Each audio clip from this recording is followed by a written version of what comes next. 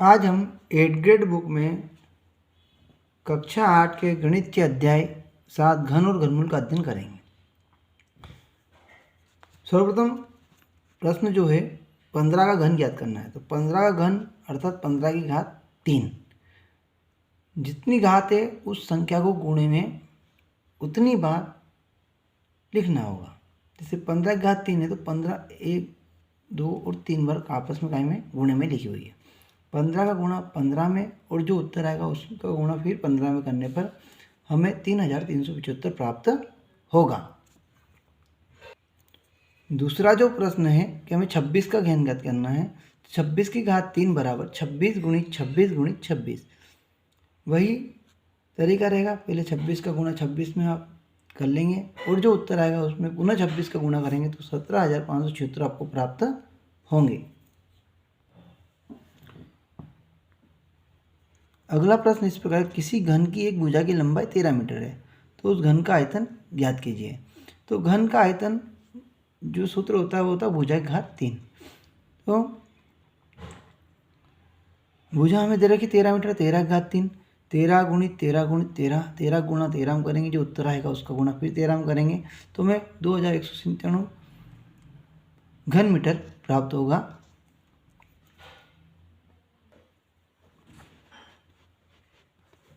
वह सबसे छोटी संख्या ज्ञात कीजिए जिससे 1080 को गुणा करने पर पूर्ण घन संख्या बन जाए।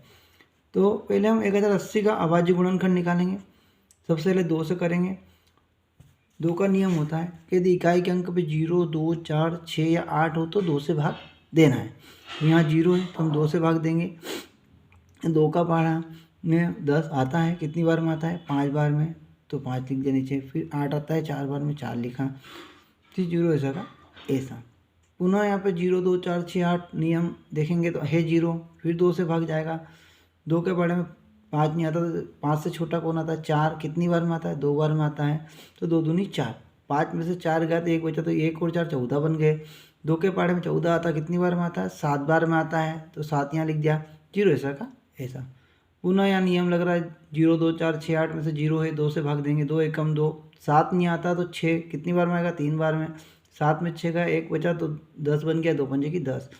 पुनः अब यहाँ पर 0, 2, 4, 6, 8 नहीं है तो फिर अगला नियम 3 का, संख्या के अंकों का योग, तो 5, 6, 7, 8 और 1 9।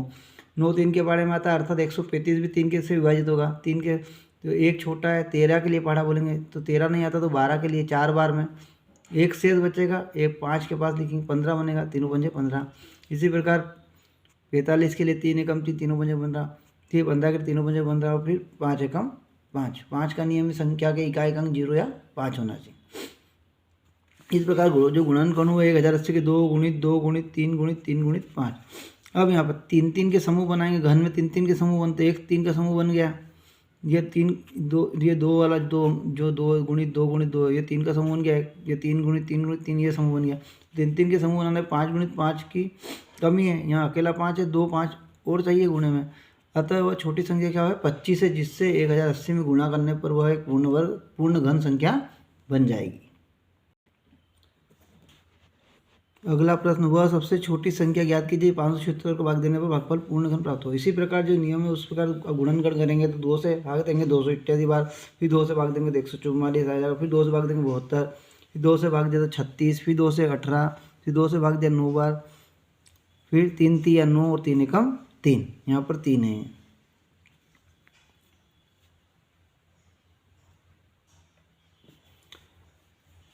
पाँच सौ छिहत्तर गुणनखंड लिखिए 2 गुणित 2 गुणित 2, 2 गुणित 2 गुणित 2 गुणित 3 गुणित 3। इस बार क्या करना है हमको?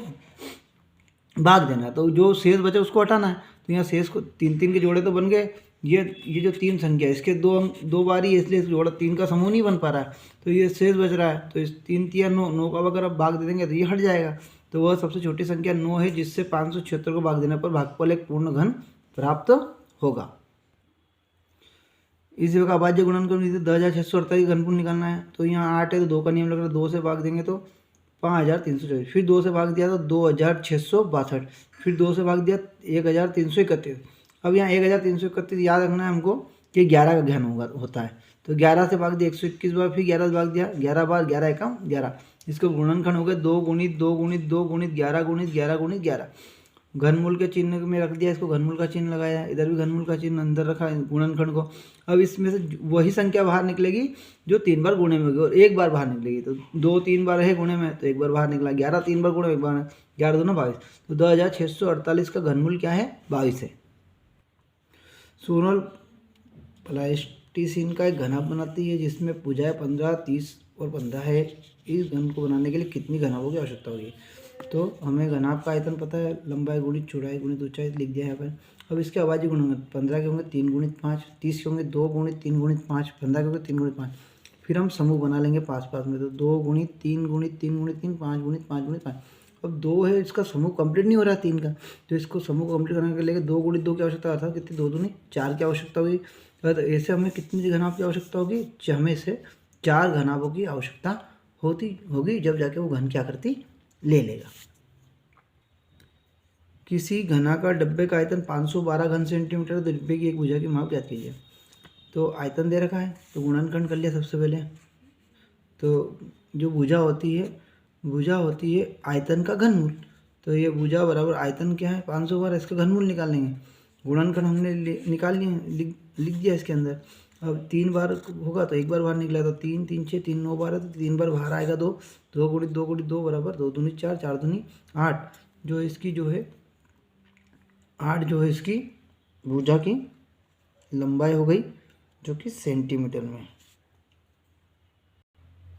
अब 91 घात 3 ऋण 90 घात 3 का ज्ञात करना है। तो इस प्रकार जो भी संख्या हो एक बड़ी और उससे घटाकर छोटी, तो उसमें ये इस प्रकार निकलेगा घनमूल। 91 घात 3 ऋण 90 की घात 3, तो उनका घन इस प्रकार निकलेगा।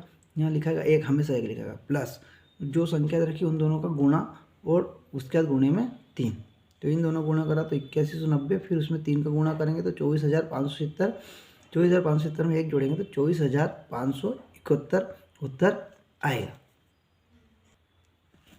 3375 का अभाज्य गुणनखंड विधि से घनमूल निकालिए।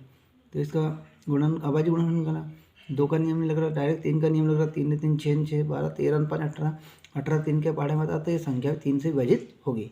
तो विभाजित करने पे यहाँ आया 1125। पुनः 3 का नियम लग रहा है, फिर विभाजित करने पर 375, पुनः विभाजित करने पर 125। अब 125 जो है इसमें 3 का नियम लगेगा, क्योंकि 5 6 7 और 8 3 के पहाड़े में नहीं था। तो अगला हम देखते हैं, अभाज्य संख्या 5 है, उसका नियम बोलता है इकाई अंक 0 या 5 होना चाहिए, अर्थात 5 के पहाड़े से विभाजित होगी। तो 5 दूनी 10, 2 से बचा 25 गुना 55 25, 55 25 5 1 5। तो उसके गुणनखंड लिख दिए, 3375 गुणनखंड ये है। घनमूल का चिन्ह लगा दिया, जो 3 बार था वो 1 बार बाहर निकला, 3 1 बार और 5 1 बार बाहर निकला, तीनों पंजे 15। तो जो 3375 है उसका घनमूल आ गया 15। 1188 एक पूर्ण घन है, यदि नहीं तो सबसे छोटी प्राकृत संख्या ज्ञात कीजिए।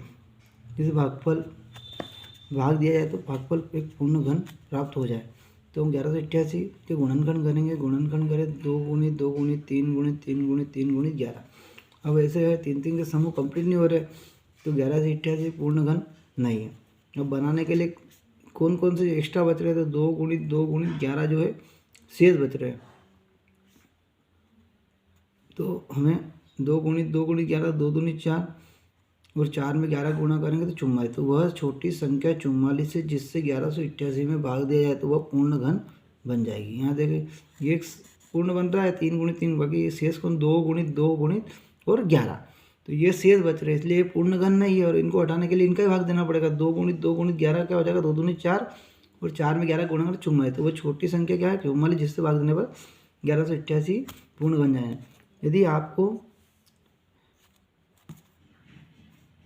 यह अध्याय समझाना पसंद आया है तो चैनल को जरूर सब्सक्राइब करें, लाइक करें और शेयर करें। धन्यवाद।